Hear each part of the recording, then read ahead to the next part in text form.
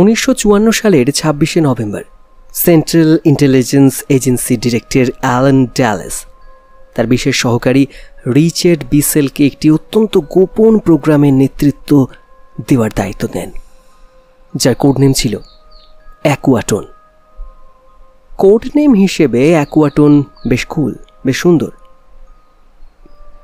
এটি ছিল শীতল যুদ্ধের শুরু। অ্যাকুয়াটনের মিশন ছিল এমন একটি উচ্চতার রিকনসেসনেস এয়ারক্রাফট তৈরি করা যা সোভিয়েত ইউনিয়নের ওপর দিয়ে অজান্তে উঠতে পারে।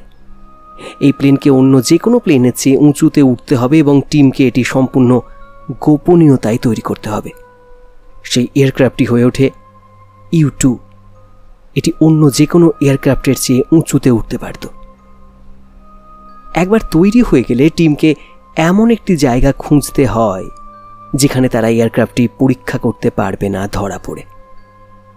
1955 সালের 12 April Bissell air force officer colonel Osmund Ritland, Lockheed কাসওয়ার্ট কারেন্সি কেলি জনসন এবং Lockheed test pilot Tony LeVier আমেরিকার পশ্চিমের জনবিরল মরুভূমিতে সম্ভাব্য স্থানগুলো জরিপ করেন।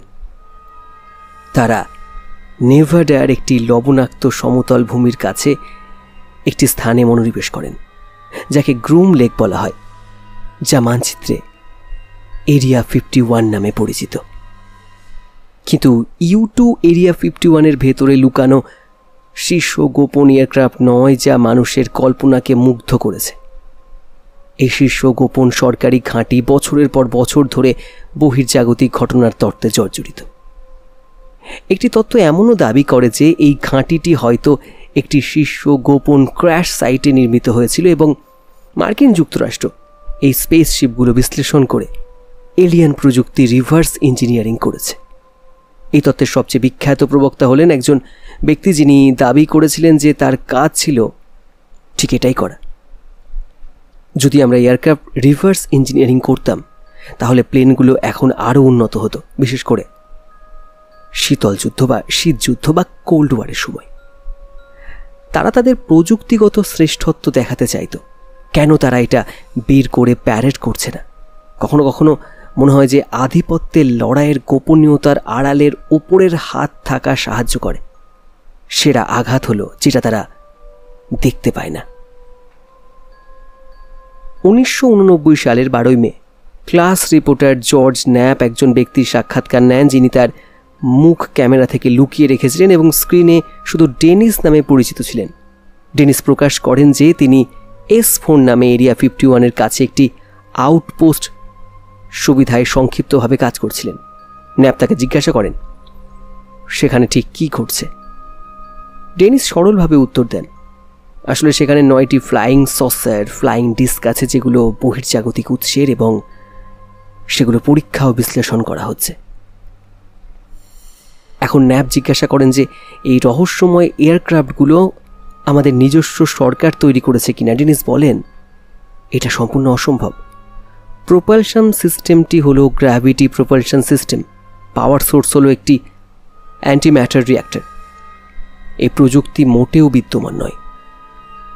ডেনিস পরে রবার্ট বব লেজার হিসেবে পরিচিত হন, একজন সিনিয়র স্টাফ ফিজিসিস্ট যিনি ডক্টর এডওয়ার্ড টেইলরের সুপারিশে S-4-এ কাজ পেয়েছিলেন। টেইলর ছিলেন থার্মোনিউক্লিয়ার বোমার সহ উদ্ভাবক। একটি টেলিভিশন সাক্ষাৎকারে লেজার প্রযুক্তি সম্পর্কে তথ্য দেন এবং স্কেচ দিয়ে দেখান যে স্পেস ক্রাফটটি কেমন ছিল। তিনি যে ক্রাফটে কাজ করেছিলেন তাকে তিনি স্পোর্ট মডেল বলে রাখতেন। যদি সরকারের কাছে এলিয়ান থাকার কথা প্রকাশ পায় তাহলে মানুষ টুইটারে 6 থেকে 12 ঘন্টা মজা করবে, এটাই সব। এটা খবরে কিছুটা থাকবে কিন্তু ট্রেন্ডিং হবে কিছুক্ষণের জন্য। যদি বহির্জাগতিকরা জানতে পারে যে আমরা তাদের অস্তিত্ব সম্পর্কে জানি তাহলে তারা হয়তো আসবে। যদি তারা দেখে যে আমরা তাদের ক্রাফট বা অস্ত্র দেখেছি তাহলে তারা ভাবতে পারে যে খেলা শেষ। লেজার বলেন তিনি পরবর্তী সাক্ষাৎকারে তার মুখ এবং আসল নাম প্রকাশ করেছিলেন নিজের নিরাপত্তার জন্য।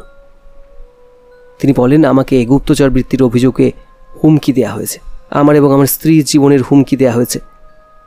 2018 সালে একটি ডকুমেন্টারি লেজারকে জিজ্ঞাসা করা হয় তুমি কি এসব ফিরিয়ে নিতে চাও এবং শুধু বব দ্য জেট কার গায়ে হতে চাও?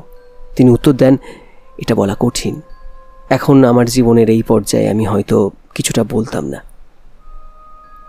লাজার সব কিছু ঝুঁকি নিয়ে বলেছিলেন যে 1980-র দশকের শেষে মার্কিন সরকার বেশ কয়েকটা এলিয়েন স্পেসক্রাফট উদ্ধার করেছিল এবং নেভেডা মরুভূমিতে সেগুলো গোপনে বিশ্লেষণ করছিল।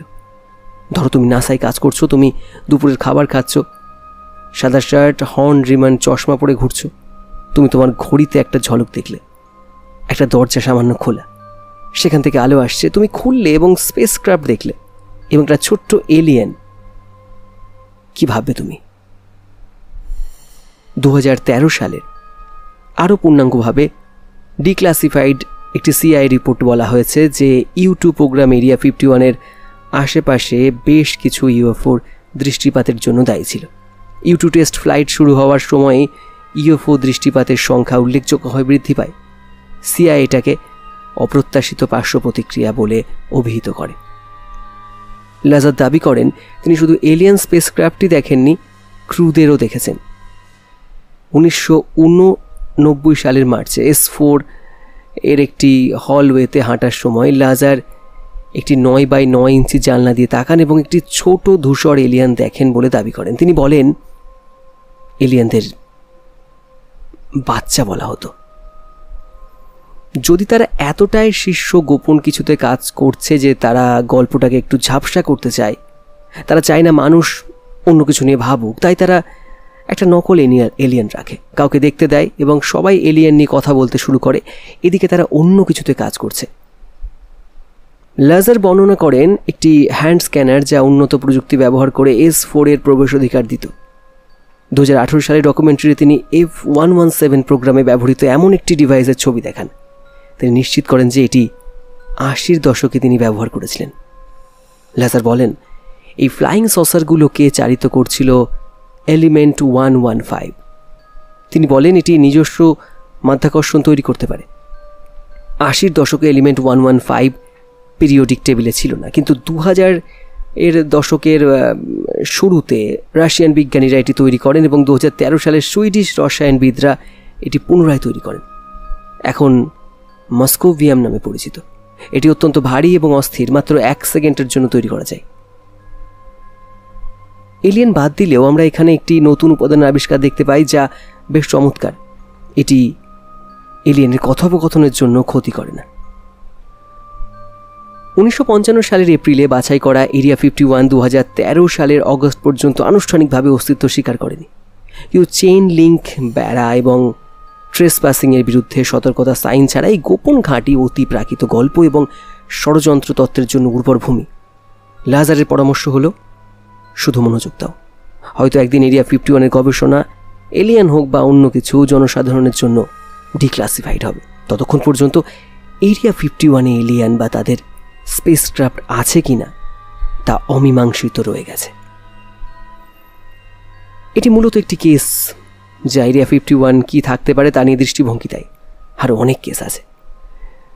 আপনি কি মনে করেন যে এরিয়া 51 আসলে এখানে কি আছে? আমার মনে হয় অনেক কিছু থাকতে পারে, এলিয়ান, উন্নত যন্ত্রপাতি, অস্ত্র।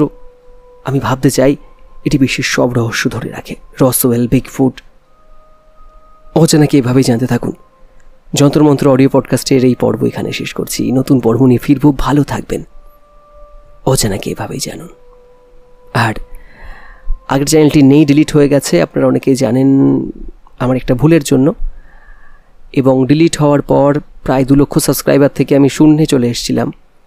এখন সবে শুরু করেছি আমরা আমাদের পথ চলা 300-350 এরকম সাবস্ক্রাইবার নিয়ে। আশা করি আপনি সাবস্ক্রাইব করবেন যদি এরকম কন্টেন্ট আপনার পছন্দ হয়। টেক কেয়ার, ভালো থাকবেন।